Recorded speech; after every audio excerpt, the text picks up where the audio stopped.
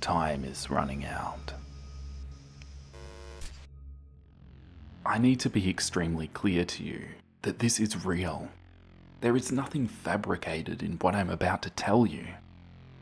There are what I can only describe as zombies out there, making their way to you right now. A few nights ago, I saw a news story on my phone. I opened Google to search for something, and underneath the search bar, there were the usual news articles I expect to see. But one of them mentioned something about a violent rabies outbreak nearby. The picture underneath showed a low-quality image of a person being handled by police or doctors into what looked to be a truck. It looked to me like a screenshot from a video. It had that blurry quality. I didn't click on it, which was a mistake, because as time passed by, the headline gnawed at my mind until I opened Google back up to search for the article. I found nothing but older reported cases of rabies in animals. I thought nothing of it. I foolishly assumed I misread the headline, and it was nothing to even concern myself with. I remember the next warning came from Snapchat. I was laying in my bed, scrolling through stories, when I got to a friend of mine who works at a nearby hospital.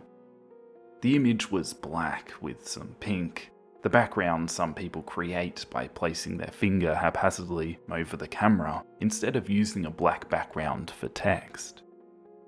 The caption said something like, "We need help at Seymour Hospital. Patients are out of control. Please send help." I thought it was very strange. It made me feel sick. But once again, I wrongly assumed that maybe this woman was stressed at her job and was being dramatic online. However, her next snap was undeniable. I played it in a loop for a few minutes, pausing it to get a good look at what was going on. 2 patients and a doctor dressed in scrubs were walking through the hallway of the hospital. The video was taken from inside a room with a window to the hallway. Voices were shouting to the patients to remain in their beds and stay away from the infected. Doors were being locked as hospital staff attempted to isolate the 3 people.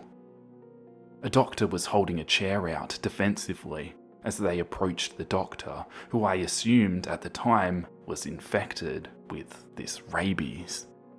The sick man lunged forward, attacking the chair and snarling like an animal as a different member of the staff ran up behind them with a needle which was injected into the neck.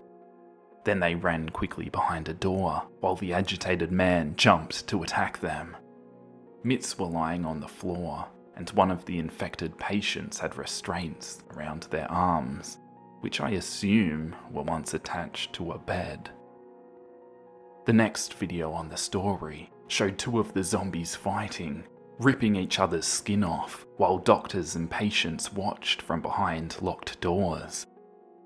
Cops were standing in the distance. Perhaps they were assessing the situation before deciding what to do. However, that was the last story this friend of a friend had posted. I replied to the story. "What's going on?" I got no answer. I searched news pages for information, refreshing and refreshing until someone was talking about it. Everywhere I went, I had to keep checking the news. On the radio in the car, the TV at bars, on my phone. 2 days had passed until a news story was released about the rabies outbreak. They said it came from infected beef, and it was nothing to worry about. It didn't look like nothing to worry about. People who were infected were breaking free from their restraints and tearing each other's skin and hair off. Why was that not being reported? I saw a few people talk online, and sometimes I would pass people on the street talking about what was really going on. My nephew went in with a fever, and we haven't seen him in days because the hospital is quarantined. Rumours went around about experiments being done at the hospital and abuse by doctors. The next day, on my own street, I saw 3 police cars outside my neighbour's house. They were being rallied into the cars in handcuffs. What was strange was that they seemed to be arresting the children as well. The cops were wearing the equivalent of hazmat suits, full-arm gloves and face masks, keeping their distance from the family. A cop actually knocked on my door and asked my relation to my neighbours. I said I didn't even know their names. He asked me invasive questions about how often I saw them and came into contact with them. I said I worked from home and did not speak with those neighbours. I thought it was all strange, and knew at the time it had to have been related to the disease outbreak. Last night, however, I knew something strange was happening. I was laying in my bed with my window open when I heard someone walking down the street. It is not unusual to hear this, but what was unusual was the slow pace at which they were stumbling down the path, and the strange noises they were making. I glimpsed through the blinds to see a skeleton barely alive, bleeding its way down the street. I thought it was some kind of stunt, but since then I have learned the truth, that all of this is too real. This was a person who was infected with this zombie disease, with their eyes hollowed out and only a skull remaining. Both hands were bone, and blood leaked from under the loose skin onto the sidewalk. I thought about calling an ambulance, but I thought maybe someone else would do it. I was too captivated by the walking corpse. Once they faded from my view, I checked all of my socials. To my surprise, the mutual who worked at the hospital had posted again. "They are lying to you. Stay inside. Don't go near them." This is true. I have been watching from my home, person after person try to help these poor souls, only to be attacked and ripped to pieces, and end up as the same walking skeleton. Figures move slowly through my town now, and I am trapped inside. I keep refreshing the news, and there is nothing about this. How is there nothing? Someone has to report this zombie outbreak. Please listen to me. Tell everyone. Zombies are real. I have seen it with my own eyes. I don't know why they are covering this up. A million reasons come to mind, but please, know I am telling you the truth, and please, don't trust anyone. If you see someone who looks sick and like they need help, stay away, or you will end up like them and have your skin torn from muscle and bone while the infection begins to breed in your body. They are making their way to you with no warning. They bite and snarl and growl under their breath like animals. If a fight breaks out, run in the other direction. Stay safe. I'll pray for you if you pray for me. Alone and sick. Day 1. It hasn't been long since the outbreak began. It was originally simple. A few bad cases in Africa and Asia, but then it seemed to spread into Europe very quickly. Being a new scientist, I am to record the examinations and morgue reports of the victims who arrive. and to discover what this virus might be. Since I was invited to Europe, they instantly quarantined me and keep me in this non-contaminated environment. The walls are a sterile white, and the only exit I have is the door, which of course is locked to prevent spreads into the work zone.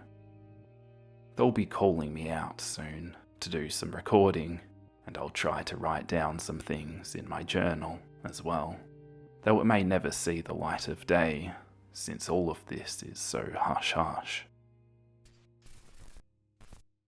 Day 2. God, it's horrible.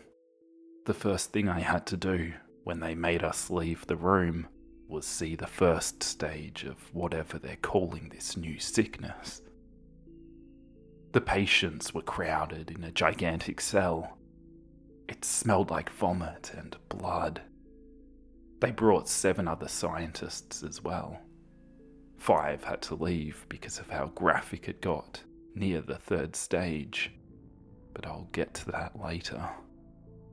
Already, though I remember seeing all those faces behind those windows, they were sunken in, and some were bloody and missing chunks of flesh. Some were crying in corners and hitting their heads on the wall. The lead man who was walking us through gave us the symptoms of the 1st stage, since there so far was no way to prevent it. The symptoms ranged from mild paranoia to blood lesions and even minor tissue degradation. Many of the people in the cell pushed against the glass and cried to be let out, but the only thing they succeeded in was smearing blood on the glass.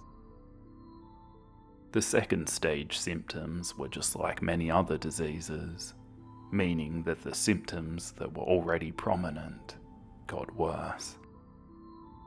The 2nd holding cell held a lot less people, but the cell itself wasn't lit up like the one before. It was dimmed, but not completely dark, and when the lead decided to turn the lights up, I heard the howling from inside as the afflicted people began banging on the glass and the walls trying to break them down and escape the light. At the 2nd stage, their eyes would become light sensitive, while pigment would start to peel away. Their eyes would become a milky colour, and their hair began to fall out. Or rather, they would start to rip it out. Agonizing pain and insanity became common, while blood lesions and rotting tissue began to flourish across their skin. We could only just get to the 3rd before we instantly had to leave, since too many scientists quit out and fled back to their rooms. The 3rd seemed to be a separate level, and most security forces would refer to the cell as the 1st level of hell. Though I only got a glance, I will never forget the horrid figures behind those windows. The room was almost fully dark as well, but just bearable, while inside lay people who were almost akin to corpses. Some missing jaws and fingers, while their eyes were either clawed out or rotting in their sockets.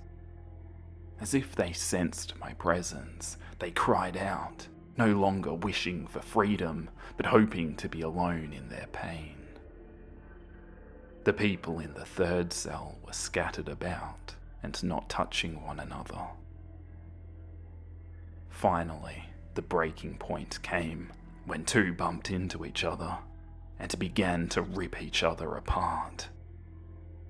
A skinny female who was missing one eye and 2 fingers on her right hand bumped into a burly man whose skin was nearly deteriorated fully and his eyes were torn out. When the female bumped into him, he promptly turned his bleeding sockets to her and took a bite into her face, ripping off facial muscles and skin. The females screamed, and others in the cell began to rip others apart, as if their skin was nothing but paper. Blood splattered the glass, but it was a sickly blackened colour that squirmed as it hit the glass. The small female had most of her skin ripped off, and both arms pulled out from their sockets. Her arms were then being eaten by other victims of the disease, while others went into a frenzy. More tearing and vomiting, and we were soon removed from the place of death and decay.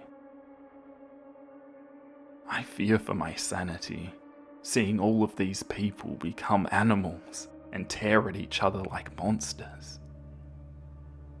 I'm afraid to sleep tonight, and I'm dreading having to go through more cases. Night. I can't sleep. I woke up from a nightmare and I can't forget it. It's too horrifying. It began with me running in a dark hallway while blank eyes stared at me. I tried to get away, but something would hit me and I'd fall over. It was the skinny female, and she would rip my stomach open and begin to eat my organs. Then she'd rip me apart until the others would come over and begin to claw out my eyes and tear open my throat with their dirty blood-caked fingers. I woke up screaming, but of course I was just in the dark room, while a faint light shone outside my room.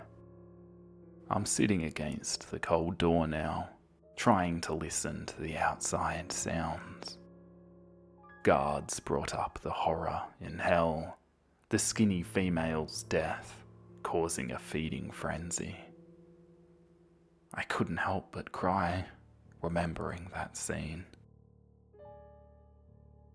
They also talked about the death toll, and how it began to spread into America. I prayed my parents would be alright. Living in Maine had some advantages at least, right? It couldn't get to them. No way. Right? I really hope this can end soon. I don't want more of the Stage 3 events happening again. Supposedly there are 5 stages of horror and agony.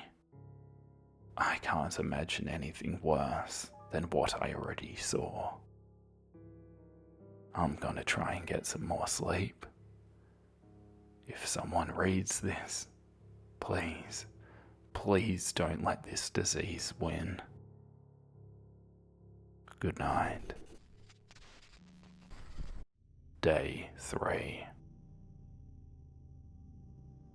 I'm starting to lose track of time, since they only allow wake up and rest time. I couldn't get any extra sleep last night, because every time I tried, I'd just wake up from the same dream. When I tried to open the door, there was a voice telling me to stay inside. I asked why, and they just told me about a subject escaping containment because he was due for movement into the 4th stage cell. I had to wait until he was dealt with to leave my sterile room. I won't have much to do, so I'm writing now. It feels like an eternity since there were any updates, and all I hear is every now and again a small clinking of metal against metal. I'm hoping something will come up soon, so I can write it down. I know today I'll go through the 4th and 5th cells, so I've got to steel myself. But I keep remembering what happened in that 3rd stage. How savage it all was, and how if one of them had gotten out, what would happen if it infected someone? Oh God, it just got dark. Really dark. The last update I heard was that we weren't supposed to leave our rooms, and we were supposed to stay away from the doors. It couldn't be anything serious, right? I mean, the third stages were supposed to be light sensitive, so it just had to be in case.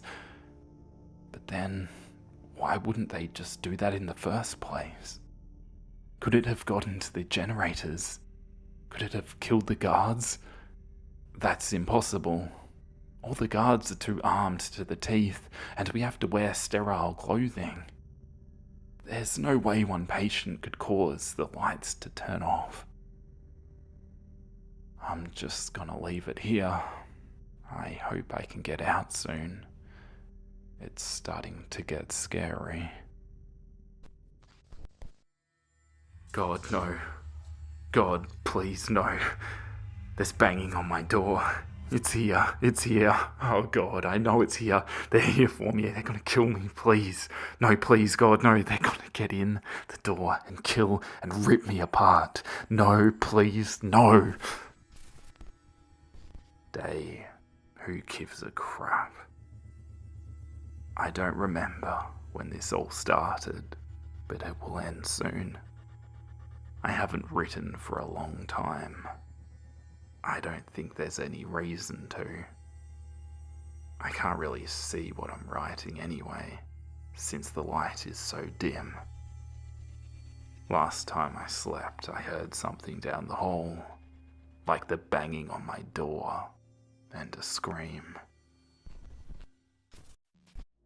I'm starving, and I put my bed against the door and I started eating paper from books I brought with me. If I look out the small window to the outside, I just see that same white like my cell is. I'm afraid I'm the only one left alive because I've been quiet and holed myself up in my room. Every time I try to sleep, my dreams get worse though. Sometimes I can wake up to sounds in the darkness and the clinging metal sound. I don't think I'll make it out, and I'm running out of ink to write. I don't think anyone will find this, but I hope they will, and maybe I'll survive till then, as long as the ink does. Day, help me please. I'm starting to bleed, and I'm using it to write. I have to write small, uses less blood. The door's open. I'm infected. They don't hurt each other. We suffer together. All in the dark. All alone. No one here. I try not to cry. Hurts, but gives me more ink. Not thirsty or hungry anymore. Vomit constantly, and everything smells bad. Eyes are starting to hurt. Hope that will end. Day, it's over.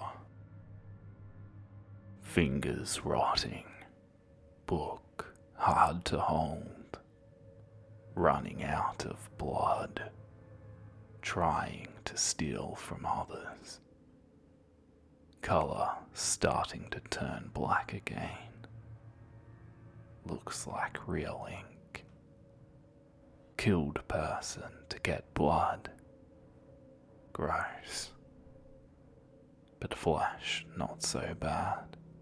Don't vomit it up like everything else. I know I'm third. Fifths live in basement, since they hate light. Ripped out my left eye. Hurt too much. Right eye could I? Since it still works. No, it's over. No, I'll become 4 soon.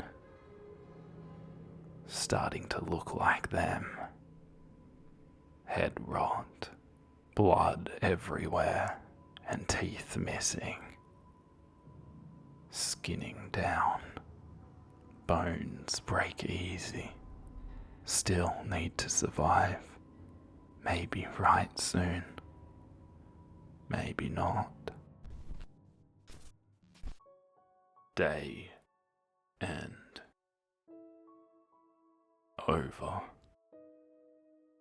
5th. Light heard. Can't see. Right hurts. Leg gone. Blood on pages. Miss old days. Writing words full. Everything hurts. Rotting. Rotting. Can't move. Crying unstoppable. Pain. Please end. Skin almost gone. Everything dirty.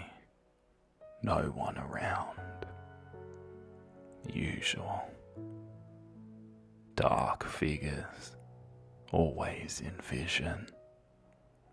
Scratch places till blood comes. Always screaming. Lungs and throat don't work. Blood ink hard to get. Flesh low. Don't need. Not hungry. Zombies.